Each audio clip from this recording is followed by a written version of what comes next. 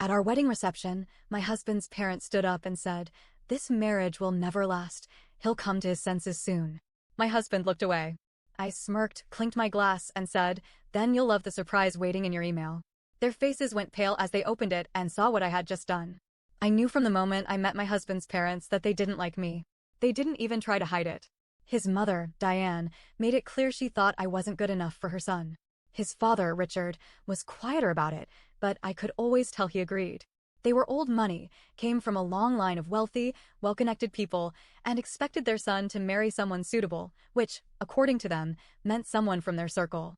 I was not that person. I wasn't from a rich family. I didn't go to the Ivy League. I had a good career, worked hard for everything I had, and loved their son more than anything. But none of that mattered to them. They thought I was after his money. They thought I was temporary. And at our wedding reception, in front of a room full of people, they finally said it out loud. What they didn't know was that I had already prepared for this moment. And when I made my move, they never saw it coming. When Jake and I started dating, his parents tolerated me at best. Diane had a habit of making little comments. "Oh, you work in marketing? That's nice. I guess some people like that kind of job." I suppose Jake has always been drawn to, independent women. "So, your family, what do they do?" And of course, my favorite, relationships like yours don't always work out in the long run. But I'm sure you two are just having fun. Jake always brushed it off. "That's just how she is, babe. Don't let it get to you." At first, I tried. But the longer we were together, the worse it got. Then came the real test, Emily. Emily was Jake's ex-girlfriend. They dated in college and Diane loved her. Perfect background, perfect family, perfect pedigree. According to Diane, Emily and Jake were meant to be. Emily always knew how to handle Jake's moods. Emily just fit right in with the family. Oh, I ran into Emily the other day. She looks amazing. We had such a nice chat. She's doing so well. And guess what? She's still single. It was always Emily, Emily, Emily. I finally asked Jake if he even liked Emily that much. He sighed. "Not really. My mom just pushed us together. We were good on paper, but it was never serious for me." I wanted to believe him. I really did. But then I found out that his mother had actually invited Emily to our engagement party. And that was the moment I decided, if they want to play games, fine. But I'm going to win.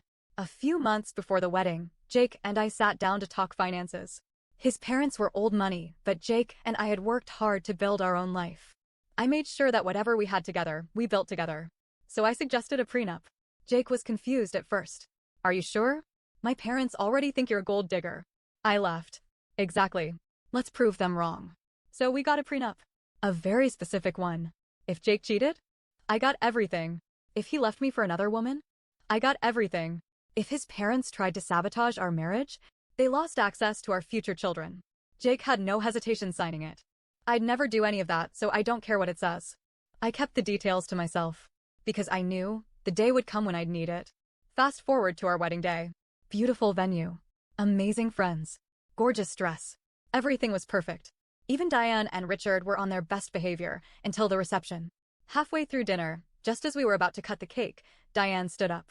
She clinked her glass. And with that fake, sweet smile, she said, "I think it's safe to say we all know this marriage won't last. My son is impulsive. He always has been. But I know he'll come to his senses soon enough." Silence. Jake stared at his plate. His father? He laughed. I should have been humiliated. I should have cried. But instead, I did something they never expected. I smiled. I picked up my own glass. And I said, "Then you'll love the surprise waiting in your email." Diane's face twitched. Richard frowned. They both pulled out their phones. And the moment they opened that email, their faces turned ghost white. Diane's hand trembled as she scrolled through the email. Richard's mouth opened slightly, like he wanted to say something but couldn't find the words. Then, suddenly, "What the hell is this?" Diane's voice pierced through the reception hall. Conversation stopped. Every head turned toward us. Even the band, which had been playing soft background music, froze. I sipped my champagne and tilted my head. "Something wrong." Her eyes snapped to Jake. "You signed this?" Jake, bless him, wiped his mouth with his napkin like we were discussing the weather. "Yeah. Months ago." Diane's face twisted. "Why would you do that?"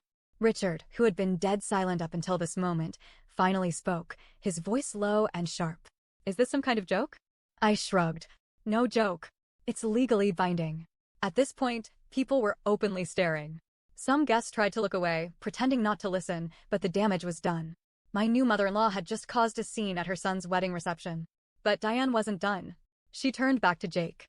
Did she gestured wildly at me. Make you sign this? Jake set down his fork.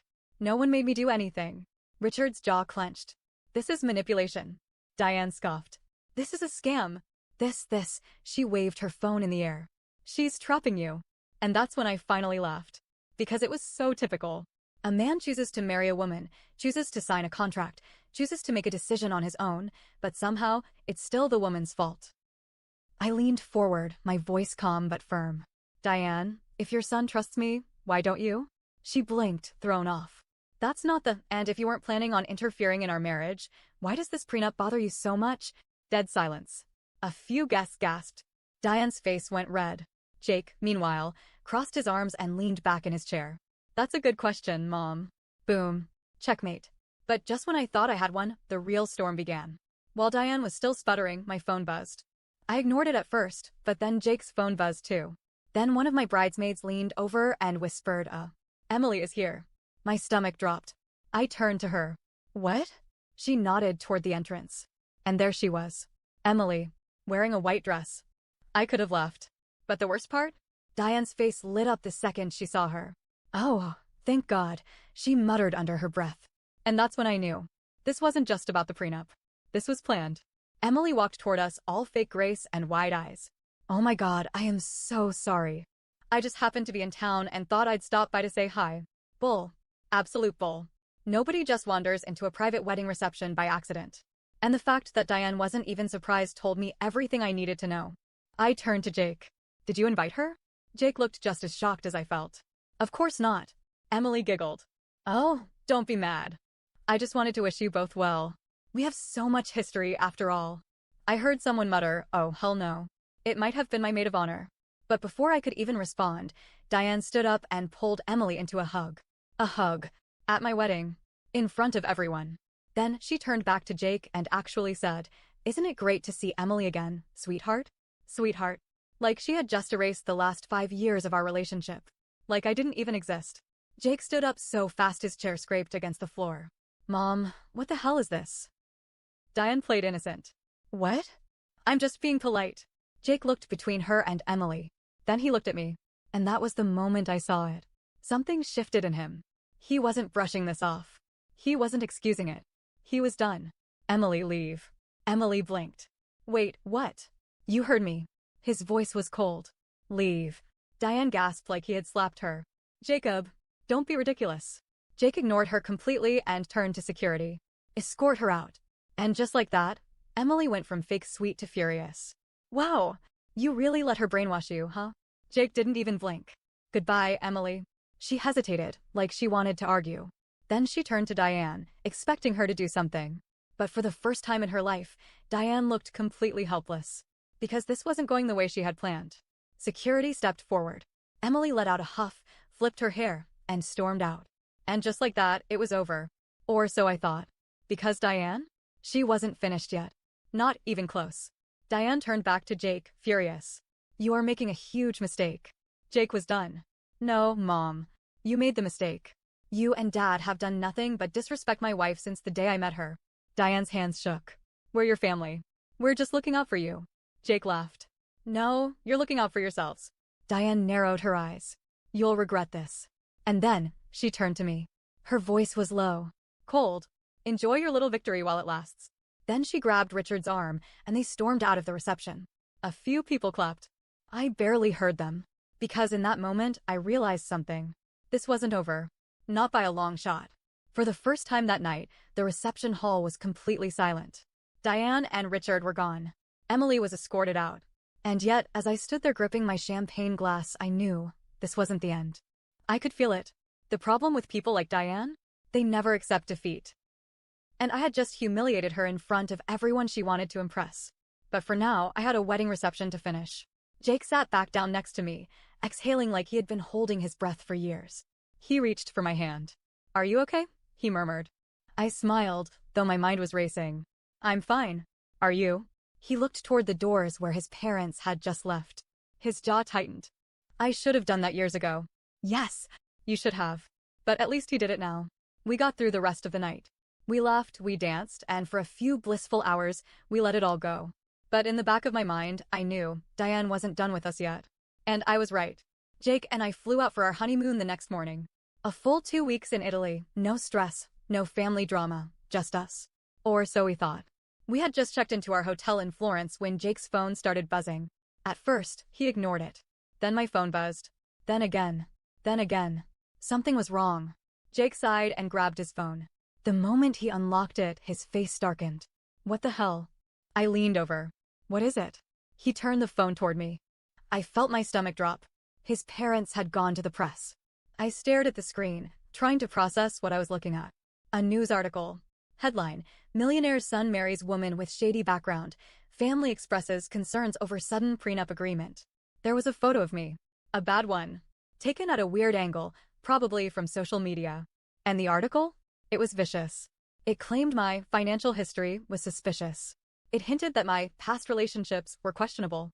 It accused me of forcing Jake to sign an unfair prenup to isolate him from his family. It was a hit piece. And it was obvious who had leaked it. Diane. Jake clenched his jaw. This is bullshit. I scrolled through the article, my heart pounding. It was all lies. They even implied that I had been married before, which was complete nonsense. I clicked the author's name. Recognized it instantly. A close family friend of Diane and Richard. Of course. I took a deep breath. They're trying to ruin me. Jake's grip on his phone tightened. No, they're trying to make me leave you. But that wasn't even the worst part. Because then I saw the comment section. And that's when my stomach truly turned. Hundreds of comments. She's obviously a gold digger. He should run. This woman is so manipulative. Why else would she demand a prenup? The parents are right. This marriage won't last. Look at her past. So many red flags. I hope he wakes up. They had dug into my life. Or at least, whatever version of my life Diane wanted them to see. The lies were spreading. Fast. Jake stood up so quickly his chair nearly tipped over. I'm calling my lawyer. I reached for his arm. Wait. He frowned. Wait? They just humiliated you in front of thousands of people. This could ruin your reputation, your job. I took a deep breath. I know. But if we react too fast, they win. This is exactly what they want. He hesitated. What do you mean? I met his gaze. They want to push you over the edge. They want you to make a mistake. They want a reason to say, see? Look how unstable she is. Look how controlling she is. Jake ran a hand through his hair. He knew I was right. But I had a plan. I wasn't just going to sit back and let them win. Diane and Richard wanted a war? Fine. I was about to give them one. But on my terms. Jake watched as I picked up my phone and started typing. What are you doing? He asked. I smirked. Sending an email to a journalist I actually trust. Because here's the thing about rich, manipulative families, they always think they're the smartest people in the room. But they never expect the person they underestimate to be 10 steps ahead. I hit send on the email. A carefully crafted message to a journalist I actually trusted. Someone with integrity. Someone who had real dirt on Diane and Richard. Because if they wanted to paint me as a manipulative gold digger, I was about to remind them who they really were. Jake sat across from me, gripping his phone, still fuming. Are you sure about this? I met his eyes. They crossed the line, Jake. And I'm not letting them control this narrative. I turned my phone screen toward him. The subject line of the email? The truth about Diane and Richard. Last name. The real story. Jake exhaled. He knew. He knew I had just set something in motion that couldn't be undone. But instead of stopping me, he nodded. They deserve it. 2 days later, the counterattack dropped. And this time, Diane and Richard were the ones under the microscope. The article exposed their history of financial fraud, swept under the rug because of their connections. The whispers of insider trading. The time Diane bribed a professor to change Jake's cousin's college grades. How they had pressured an ex-girlfriend of Jake's to stay with him because they thought she was a better match. And then, the cherry on top, sources close to the family state that the recent smear campaign against my name was a desperate attempt to maintain control over their son. A source who requested anonymity said, Diane never saw her as good enough. She needed to get rid of her at any cost. Jake and I didn't say a single word online. We let the article speak for itself. And, oh, did it speak. The internet turned on them. Wow! They tried to ruin her, but they were the criminals. Rich people being awful again. What's new? Imagine losing your son and your reputation in one weekend. Diane and Richard vanished. No public response. No damage control. Because there was nothing they could say that would make this better. But it wasn't over yet. Because then came the real confrontation. We had just gotten back from our honeymoon when we got the call. Diane. Jake stared at his phone. Then he answered. Mom. How dare you? Her voice was shaking. How could you do this to us? Jake was calm. I didn't do anything, Mom. You did this to yourself. You ruined us. No, you ruined yourself. You went to the press. You tried to destroy my wife. You tried to control my life, and now you're mad that it backfired. There was a long silence. Then she hissed, come to the house. Now. Jake didn't even hesitate. Fine. And just like that, we were on our way to their house for the final war. When we arrived, Diane and Richard were waiting in the massive living room. Diane looked rough. Dark circles, disheveled hair. Richard sat stiffly, arms crossed. Do you have any idea what you've done? Diane spat. We have been blacklisted from half our circles. Richard's business partners are questioning him. We're being humiliated. Jake leaned against the doorway. Not my problem. Her eyes flashed. Not your, Jacob. We are your family. That's when Jake snapped. No, family doesn't do this.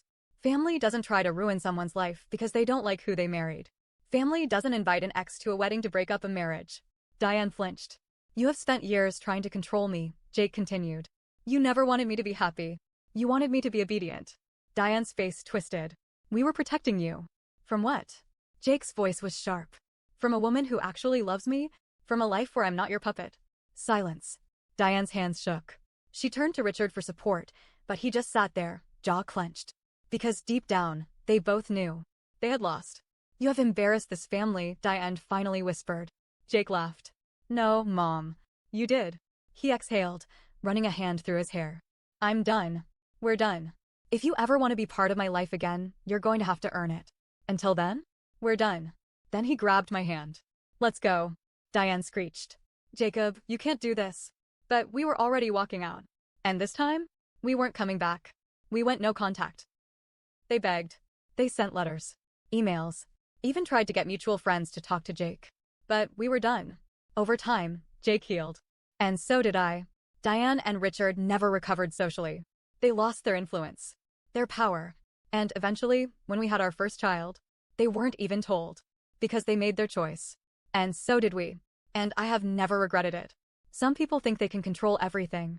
That they can manipulate, lie, and twist people into doing what they want. But eventually, they push too far. And when that happens, they lose everything. And honestly, good.